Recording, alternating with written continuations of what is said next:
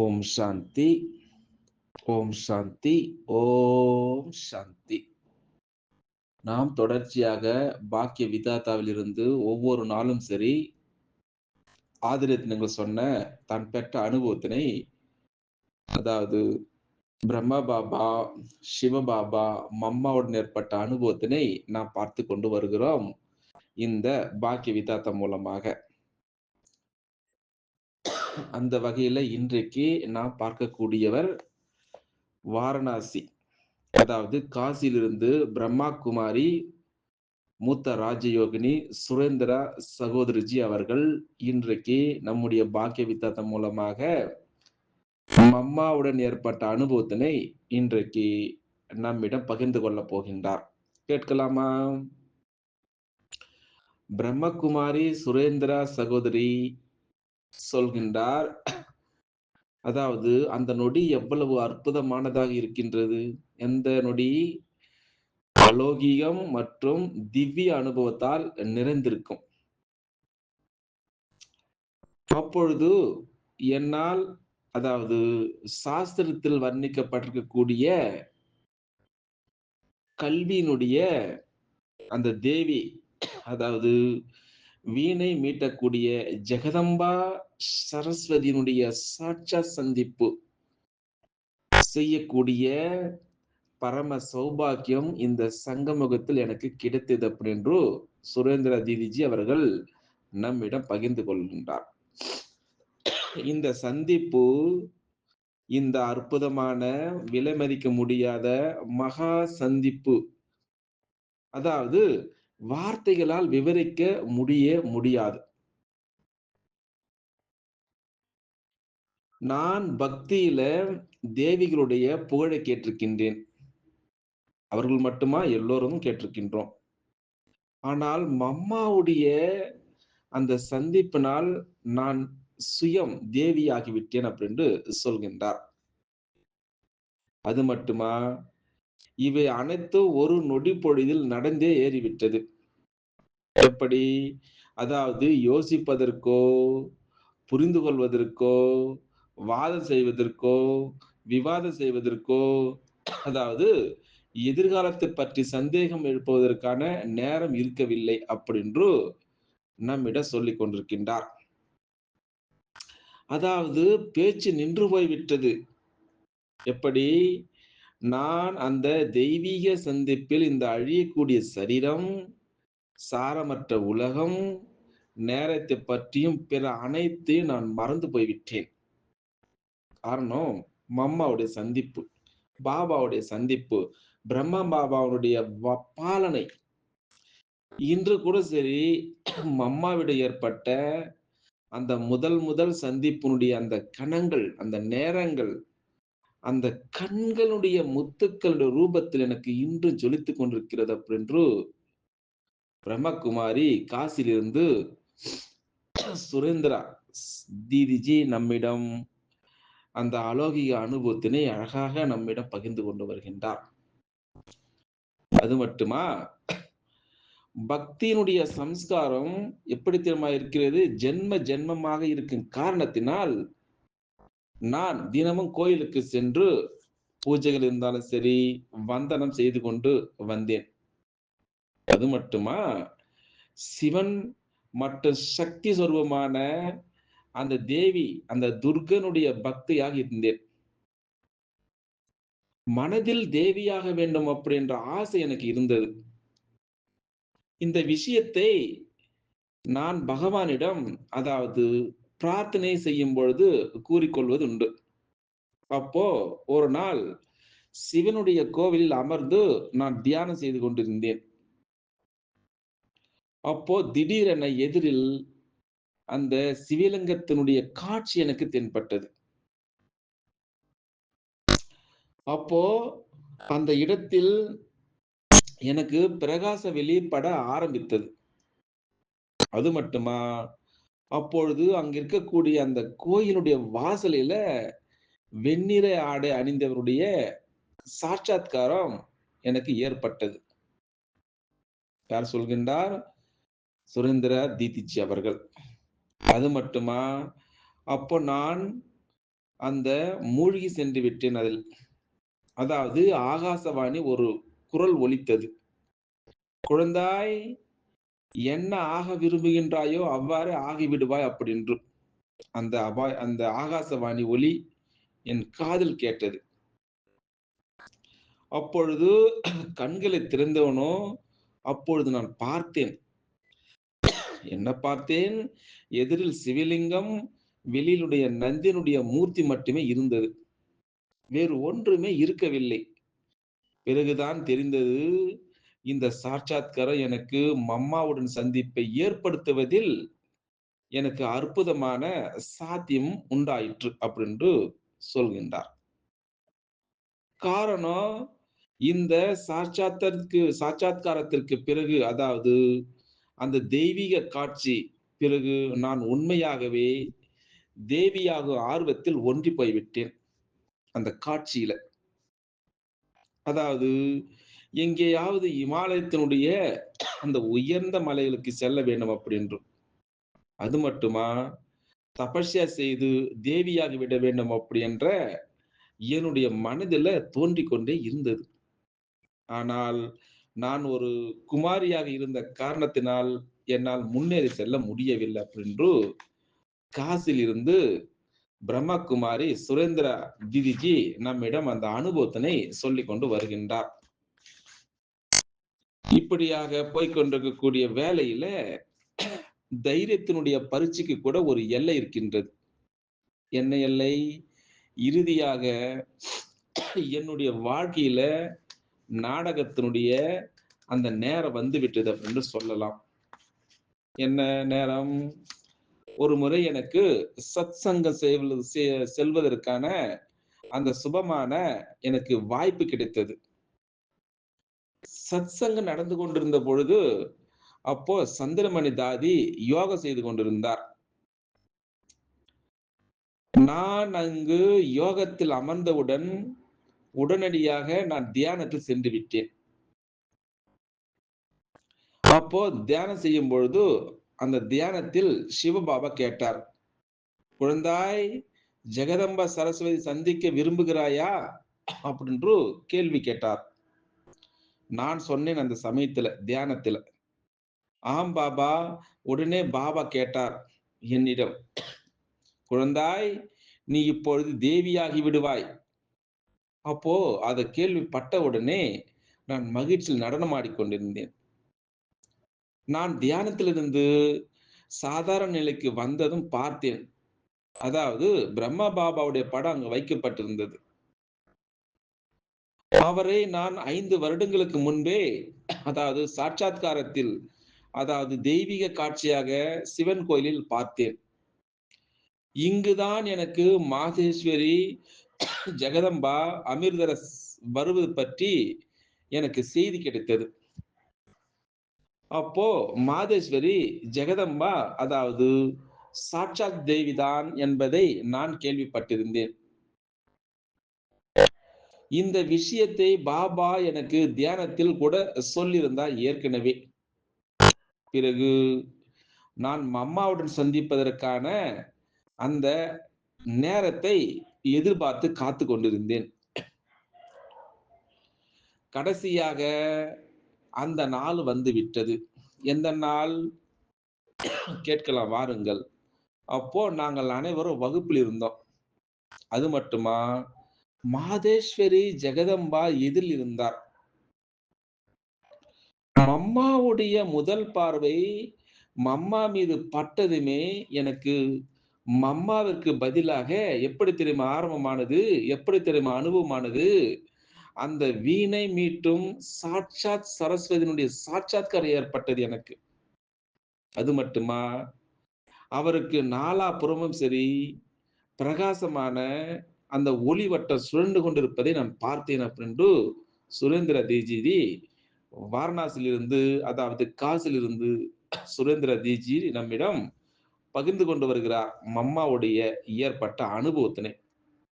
அது மட்டுமா, மம்மாவுடைய இந்த தேஜோமயமான அந்த சொரூபத்தை பார்த்து நான் என்னையே மறந்து போய் விட்டேன். அதற்கு பிறகு மம்மா அவர்கள் அந்த பீடத்தில் அமர்ந்தார். அதாவது கதியில அமர்ந்தார். அப்போ திடீரென மம்மாவுடைய இடத்தில் சில நேரம் துர்கை, சில சமயம் லக்ஷ்மி, சில சமயம் அந்த பக்தி மார்க்கத்தினுடைய சரஸ்வதியாக தென்பட்டது எனக்கு. இதை பார்த்துக் கொண்டே நான் தியானத்தில் சென்று விட்டேன். அது மட்டுமா, நான் ஆரம்பம் முதற்கொண்டே இந்த தியானத்தில் வெகு சகஜமான ரூபத்தில் சென்று விடுவேன். அதற்கு பிறகு மம்மா முரளி நடத்த ஆரம்பித்தார்கள். அதாவது மம்மாவுடைய ஒவ்வொரு வார்த்தையிலும் சரி, எப்படி தெரியுமா இருந்தது? அந்த மந்திரத்தினுடைய சக்தியினுடைய அதிசயம் இருந்தது. அதை சிறியவர்கள் இருந்தாலும் சரி, பெரியவர்கள் இருந்தாலும் சரி, அனைவரும் சகஜமாக புரிந்து கொள்ள முடிந்தது. அந்த சமயம் என்னுடைய வயது சுமார் 12, 13 வயது இருக்கும். இருந்தாலும் சரி, மம்மாவுடைய அன்பு எனக்கு அந்த லௌகீக அம்மாவுடைய அன்பை மறக்க வைத்து விட்டது. அது மட்டுமா, நான் மம்மாவை லௌகீக, அலௌகீக தாயாக மனதார ஏற்றுக்கொண்டு விட்டேன். உங்களுக்கு இன்னொரு அழகான ஒரு அனுபவத்தினை இந்த பாக்கிய விதாதம் மூலமாக சொல்ல கடமைப்பட்டிருக்கிறேன் அப்படின்னு சுரேந்திர தீஜிஜி சொல்ல ஆரம்பிக்கின்றார். நான் முதன் முறையாக ஜெகதம்ப மம்மாவுடைய கமலவாய் மூலமாக ஞான முரளி கேட்டு என்னுடைய வாழ்க்கையில முழுவதுமாக குஷி ஏற்பட்டு விட்டது. மம்மாவுடைய வார்த்தைகளுடன் எனக்கு அந்த வீணையினுடைய இனிய ஓசையும் கேட்க ஆரம்பித்தது. அது மட்டுமா, முரளிக்கு பின்பு மம்மா எனக்கு வரதானம் கொடுத்துக் கொண்டே இருந்தார். அப்ப சொன்னார், "முரளி கேட்டு மற்றவருக்கு சொல்வது இது குழந்தைகளுக்கான உங்களுடைய காரியம். அதனால நீ சிவசக்தி ஆகுவாய்" அப்படின்னு சொன்னார். அதனால சக்தி சேனையில இணைந்து பாபாவுடைய காரியத்தை முழுமையாக படுத்துவையாக அப்படின்னு சொன்னார். அப்பொழுது எனக்கு மனதோடு மனதாக உறுதிமொழி எடுத்துக்கொண்டேன். என்ன உறுதிமொழி? நான் என்னுடைய இந்த மம்மாவுடைய வார்த்தைகளை அவசியமாக பூர்த்தி செய்வேன் அப்படி என்று. இது ஒரு அனுபவமா, உங்களுக்கு இன்னொரு அனுபவத்தினையும் சொல்லப் போகின்றேன். இன்னொரு முறை மம்மாவை சந்திப்பதற்கான எனக்கு பரம சௌபாக்கியம், அதாவது பஞ்சாப் அந்த படாலா நகரில் எனக்கு கிடைத்தது. அப்போ தாதி சந்திரமணியினுடைய அந்த பாலனையில எனக்கு அந்த குமாரிகளால் முழு ஹாலும் நிறைந்திருந்தது. அத்தனை குமாரிகளையும் பார்த்து மம்மா எல்லையற்ற குஷியை வெளிப்படுத்திக் கொண்டிருந்தார். அப்போ மம்மா அவர்கள் சேவை நன்றாக செய்வதற்கான அந்த வழிமுறைகளை நன்றாக வகுப்பு நடத்தி கொண்டு வந்தார். எப்படி சேவை செய்ய வேண்டும் அப்படின்று. அது மட்டுமா, எங்களை இந்த ஈஸ்வரிய சேவையில ஈடுபட ஒரு உத்வேகம், அதாவது தூண்டுதலை எங்களுக்கு கொடுத்தார். அப்போ வயதில் நான் அனைவரிலும் சிறியவளாக இருந்த காரணத்தினால், நான் மிகவும் மெலிந்த உருவத்துடன் இருந்தேன். இருந்தாலும் கூட மம்மாவுடைய வகுப்பிலிருந்து அந்த தூண்டுதலை எடுத்துக்கொண்டு, நான் சேவையில ஈடுபட நான் என்ன செய்தேன் தெரியுமா? நான் திட சங்கல்பத்தினுடைய உறுதிமொழி எடுத்துக்கொண்டேன். அப்போ சந்திரமணி தாதிஜி மூலமாக அந்த ஈஸ்வரியின் பாலனை, அதாவது அன்பின் காரணமாக எந்த ஒரு குமாரினுடைய உள்ளமும் சரி, வெளியே செல்வதற்கு மனம் இல்லாமல் இருந்தது அந்த சமயத்துல. இங்க படாலா நகரில் பஞ்சாப்ல. இருந்தாலும் மம்மாவிடம் கேட்டேன். மம்மா, நான் வெளியே ஈஸ்வரி சேவைக்காக செல்கின்றேன். அதன்படி மம்மா என்னுடைய நிச்சயத்திற்கு பரீட்சை வைத்தார். சோதனை செய்தார். அது மட்டுமா, ஒருவேளை உன்னுடைய அம்மா தடை செய்தால் என்ன செய்வாய்? அப்ப நான் உடனே சங்கோஜப்பட்டு சொன்னேன் மம்மாவிடம். மம்மா, நீங்கள் தான் என்னுடைய அம்மா. இதுவரை நான் என்னுடைய லௌகிக அம்மாவை உண்மையாக மறந்துதான் போயிருந்தேன். அதனால இது மம்மாவுடைய அன்பின் மந்திரத்தினுடைய அதிசயமாக இருந்தது. பிறகு மம்மா அவர்கள் சொன்னார் என்னிடம், "நான் உன்னை சிங்கத்திடம் அனுப்பினால் பயந்துவிட மாட்டாய் அல்லவா? சிங்கத்தை வேட்டையாடி விடுவாய் அல்லவா?" அப்படின்று மம்மா என்னிடம் கேள்வி கேட்டார். அப்போ நான் சிங்கத்தினுடைய உள்ளர்த்தத்தை புரிந்து கொள்ள முடியவில்லை என்றாலும் கூட, நான் பதில் கொடுத்தேன். "சரி மம்மா."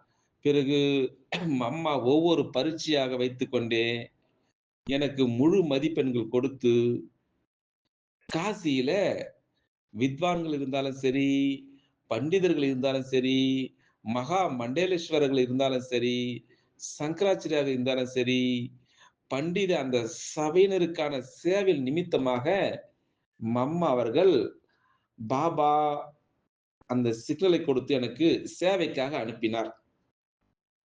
எவ்வளவு அழகான ஒரு அனுபவம் பாருங்கள் காசியில. இப்படியாக போய்க் கொண்டிருக்கக்கூடிய வேளையில, ஈஸ்வரிய சேவையில் வெளிப்படுவதற்கு முன்பு மம்மா என்னை தன்னுடைய விசேஷ தன்மையினால் நிறைத்தார்.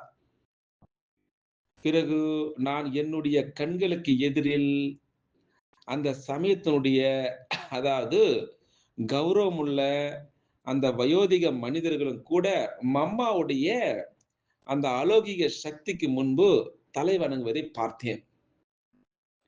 அது அவருடைய எல்லையில்லாத ஈஸ்வரிய சக்தியினுடைய ஒரு அற்புதமாக இருந்தது. அது மட்டுமா, மம்மா அவர்கள் அந்த இனிமையான, அந்த மதுரமான அந்த வார்த்தைகளால் பேசினார். அது மட்டுமா, மம்மாவுடைய கண்களுடைய மொழியிலும் சரி, அவ்வளவு குளுமை சக்தி, கூல்னஸ் இனிமையும் நிறைந்திருந்தது. அதனால மம்மாவுடைய அவருடைய பார்வை சந்திப்பவர்களுக்கு மம்மா நமக்கு எவ்வளவு அன்பு செலுத்துகின்றார் என்ற அனுபவம் எளிதில் எல்லோருக்கும் ஏற்பட்டது. கடைசியாக உங்களுக்கு இந்த பாக்கிய விதாதம் மூலமாக ஒரு அனுபவத்தினை உங்களிடம் சொல்லப் போகிறேன் அப்படின்று காசியிலிருந்து தீதி சுரேந்திரா அவர்கள் அழகாக அனுபவத்தினை சொல்லிக் கொண்டு வருகின்றார். அப்போ எனக்குள் மிக குறைவாக அதாவது பேசக்கூடிய அதிகமாக சங்கோஜம் அடையக்கூடிய அந்த சம்ஸ்காரம் எனக்கு குழந்தையிலே இருந்தே இருந்தது. அதனை வைத்து அம்மா சொன்னார். என்ன சொன்னார்? "நீ சக்தியினுடைய தேவி. அதாவது துர்க்கையாகி சேவை செய்ய வேண்டும்" அப்படின்று. அதனால துர்க்கை தேவி ஒருபோது சங்கோஜம் அடைவது கிடையாது. இந்த விதமாக மம்மா அவர்கள் என்னுடைய அநேக சூட்சும பலவீனங்களை அதாவது தன்னுடைய இனிய, தன்னுடைய எளிய அறிவுரைகள் மூலமாக மிகவும் சகஜமாக என்னை மாற்றிவிட்டார். பிறகு மம்மா எனக்கு புரிய வைத்தார். என்ன புரிய வைத்தார்? "நீ ஜெகத் மாதாவாக இருக்கின்றாய். அதனால ஜெகத் மாதாவிற்கு எதிரில் அதாவது பலவிதமான குழந்தைகள் வருவார்கள். சிலர் அன்பானவர்களாக, சிலர் தொந்தரவு செய்பவர்களாக அப்படின்ட்டு நெறைய சொல்லிக்கொண்டே போகலாம். அதனால நான் மம்மா கொடுத்த இந்த சோமானத்தை விசேஷமாக பிரயோகம் செய்து கொண்டு வந்தேன்.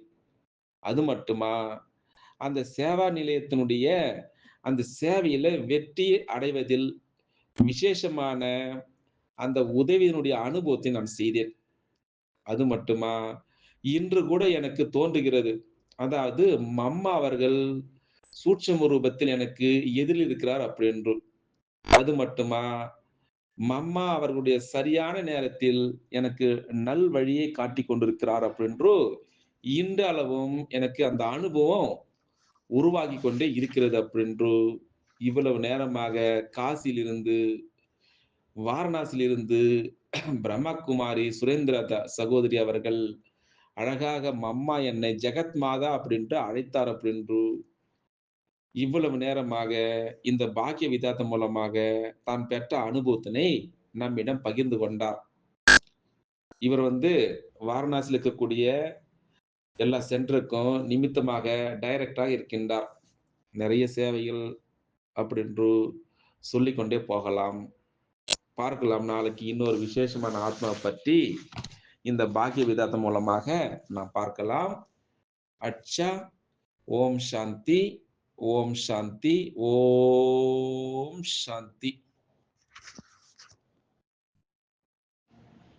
ஓம் சாந்தி, ஓம் சாந்தி, ஓம் சாந்தி. நாம் தொடர்ச்சியாக பாக்கிய விதாத்தாவிலிருந்து ஒவ்வொரு நாளும் சரி, ஆதிரத்னங்கள் சொன்ன தான் பெற்ற அனுபவத்தினை, அதாவது பிரம்மா பாபா, சிவபாபா, மம்மாவுடன் ஏற்பட்ட அனுபவத்தினை நாம் பார்த்து கொண்டு வருகிறோம் இந்த பாக்கிய விதாத்தம் மூலமாக. அந்த வகையில இன்றைக்கு நாம் பார்க்கக்கூடியவர் வாரணாசி, அதாவது காசியிலிருந்து பிரம்மா குமாரி மூத்த ராஜயோகினி சுரேந்திரா சகோதரிஜி அவர்கள் இன்றைக்கு நம்முடைய பாக்கிய வித்தாத்தம் மூலமாக மம்மாவுடன் ஏற்பட்ட அனுபவத்தினை இன்றைக்கு நம்மிடம் பகிர்ந்து கொள்ளப் போகின்றார். கேட்கலாமா? பிரம்மகுமாரி சுரேந்திரா சகோதரி சொல்கின்றார், அதாவது அந்த நொடி எவ்வளவு அற்புதமானதாக இருக்கின்றது. எந்த நொடி? அலௌகிகம் மற்றும் திவ்ய அனுபவத்தால் நிறைந்திருக்கும். அப்பொழுது என்னால், அதாவது சாஸ்திரத்தில் வர்ணிக்கப்பட்டிருக்கக்கூடிய கல்வியினுடைய அந்த தேவி, அதாவது வீணை மீட்டக்கூடிய ஜெகதம்பா சரஸ்வதியினுடைய சாட்சா சந்திப்பு செய்யக்கூடிய பரம சௌபாக்கியம் இந்த சங்கமுகத்தில் எனக்கு கிடைத்தது அப்படின்னு சுரேந்திர தீதிஜி அவர்கள் நம்மிடம் பகிர்ந்து கொள்கின்றார். இந்த சந்திப்பு, இந்த அற்புதமான விலை மதிக்க முடியாத மகா சந்திப்பு, அதாவது வார்த்தைகளால் விவரிக்க முடியாது. நான் பக்தியில தேவிகளுடைய புகழை கேட்டிருக்கின்றேன். அவர்கள் மட்டுமா? எல்லோரும் கேட்டிருக்கின்றோம். ஆனால் மம்மாவுடைய அந்த சந்திப்பினால் நான் சுயம் தேவியாகிவிட்டேன் அப்படின்னு சொல்கின்றார். அது மட்டுமா? இவை அனைத்தும் ஒரு நொடி பொழுதில் நடந்தே ஏறிவிட்டது. எப்படி? அதாவது யோசிப்பதற்கோ, புரிந்து கொள்வதற்கோ, வாதம் செய்வதற்கோ, விவாதம் செய்வதற்கோ, அதாவது எதிர்காலத்தை பற்றி சந்தேகம் எழுப்புவதற்கான நேரம் இருக்கவில்லை அப்படின்று நம்மிடம் சொல்லிக் கொண்டிருக்கின்றார். அதாவது பேச்சு நின்று போய்விட்டது. எப்படி? நான் அந்த தெய்வீக சந்திப்பில் இந்த அழியக்கூடிய சரீரம், சாரமற்ற உலகம், நேரத்தை பற்றியும் பிற அனைத்தையும் நான் மறந்து போய்விட்டேன். காரணம் மம்மாவுடைய சந்திப்பு, பாபாவுடைய சந்திப்பு, பிரம்மா பாபாவுடைய பாலனை. இன்று கூட சரி, மம்மாவிட ஏற்பட்ட அந்த முதல் சந்திப்பினுடைய அந்த கணங்கள், அந்த நேரங்கள், அந்த கண்களுடைய முத்துக்களுடைய ரூபத்தில் எனக்கு இன்று ஜொலித்துக் கொண்டிருக்கிறது அப்படின்னு பிரம்மகுமாரி காசிலிருந்து சுரேந்திரா தீதிஜி நம்மிடம் அந்த அலௌகிக அனுபவத்தினை அழகாக நம்மிடம் பகிர்ந்து கொண்டு வருகின்றார். அது மட்டுமா? பக்தியினுடைய சம்ஸ்காரம் எப்படி தெரியுமா இருக்கிறது? ஜென்ம ஜென்மமாக இருக்கும் காரணத்தினால் நான் தினமும் கோயிலுக்கு சென்று பூஜைகள் இருந்தாலும் சரி, வந்தனம் செய்து கொண்டு வந்தேன். அது மட்டுமா? சிவன் மற்றும் சக்தி சொரூபமான அந்த தேவி, அந்த துர்கனுடைய பக்தியாக இருந்தேன். மனதில் தேவியாக வேண்டும் அப்படின்ற ஆசை எனக்கு இருந்தது. இந்த விஷயத்தை நான் பகவானிடம், அதாவது பிரார்த்தனை செய்யும் பொழுது கூறிக்கொள்வது உண்டு. அப்போ ஒரு நாள் சிவனுடைய கோவிலில் அமர்ந்து நான் தியானம் செய்து கொண்டிருந்தேன். அப்போ திடீரென எதிரில் அந்த சிவலிங்கத்தினுடைய காட்சி எனக்கு தென்பட்டது. அப்போ அந்த இடத்தில் எனக்கு பிரகாச வெளிப்பட ஆரம்பித்தது. அது மட்டுமா? அப்பொழுது அங்க இருக்கக்கூடிய அந்த கோயிலுடைய வாசலில வெண்ணிற ஆடை அணிந்தவருடைய சாட்சாத்காரம் எனக்கு ஏற்பட்டது. யார் சொல்கின்றார்? சுரேந்திர தீதிச்சி அவர்கள். அது மட்டுமா? அப்போ நான் அந்த மூழ்கி சென்று விட்டேன் அதில். அதாவது ஆகாசவாணி ஒரு குரல் ஒலித்தது. "குழந்தாய், என்ன ஆக விரும்புகின்றாயோ அவ்வாறே ஆகிவிடுவாய்" அப்படின்று. அந்த ஆகாசவாணி ஒலி என் காதில் கேட்டது. அப்பொழுது கண்களை திறந்தவனோ, அப்பொழுது நான் பார்த்தேன். என்ன பார்த்தேன்? எதிரில் சிவலிங்கம், வெளியிலுடைய நந்தியினுடைய மூர்த்தி மட்டுமே இருந்தது. வேறு ஒன்றுமே இருக்கவில்லை. பிறகுதான் தெரிந்தது, இந்த சாட்சாத்காரம் எனக்கு மம்மாவுடன் சந்திப்பை ஏற்படுத்துவதில் எனக்கு அற்புதமான சாத்தியம் உண்டாயிற்று அப்படின்று சொல்கின்றார். காரணம், இந்த சாட்சாத்காரத்திற்கு பிறகு, அதாவது அந்த தெய்வீக காட்சி பிறகு நான் உண்மையாகவே தேவியாகும் ஆர்வத்தில் ஒன்றி போய்விட்டேன். அந்த காட்சியில. அதாவது எங்கேயாவது இமாலயத்தினுடைய அந்த உயர்ந்த மலைகளுக்கு செல்ல வேண்டும் அப்படின்றும். அது மட்டுமா, தபஸ்யா செய்து தேவியாகி விட வேண்டும் அப்படி என்ற என்னுடைய மனதில தோன்றிக் கொண்டே இருந்தது. ஆனால் நான் ஒரு குமாரியாக இருந்த காரணத்தினால் என்னால் முன்னேறி செல்ல முடியவில்லை அப்படின்று காசில் இருந்து பிரம்மகுமாரி சுரேந்திரா தீதிஜி நம்மிடம் அந்த அனுபவத்தினை சொல்லிக் கொண்டு வருகின்றார். இப்படியாக போய்க் கொண்டிருக்கக்கூடிய வேளையில தைரியத்தினுடைய பரீட்சைக்கு கூட ஒரு எல்லை இருக்கின்றது. என்ன எல்லை?